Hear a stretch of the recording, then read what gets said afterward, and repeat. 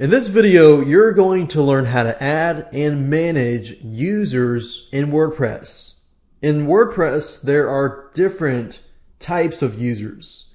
So meaning people have different access to different things. So for example, right now, if I go to the users section here, by default, there is one user, which is you. You're going to be the administrator role.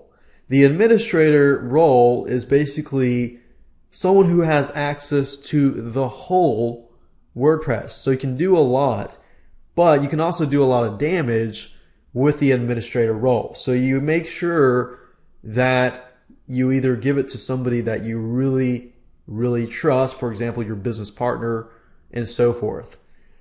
But if you only want to give somebody a limited role, you can actually do that. So if I click on Add New, you can enter the username, the email, the first name, the last name, the website, and so forth. But what I want to do now is simply explain the different types of roles. So if we start at the top, administrator, I just explained it, is somebody who has access to the whole WordPress site. So if you just want somebody to simply, edit, create posts and pages and so forth, then the editor is probably a role that you want to create.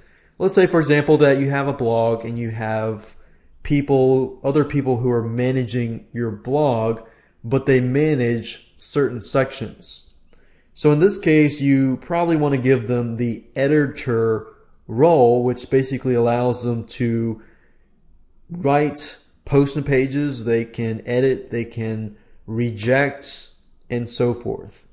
The author role is somebody who can only write and create posts. And the subscriber is simply somebody who doesn't have access to editing the site at all. All they can do is, let's say, for example, you put up an article. A subscriber would be somebody who can subscribe to make comments and perhaps see password protected content or private content and so forth.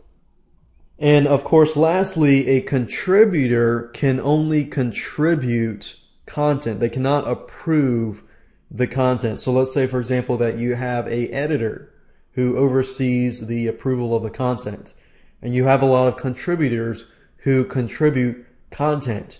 Contributor just cannot publish that content. So it definitely goes through a role of somebody else who edits, approves the content, or you can approve that as well as an administrator. So those are the user roles, and you can kind of get an idea of how you can add more users and have different people doing different things to maintain your WordPress site.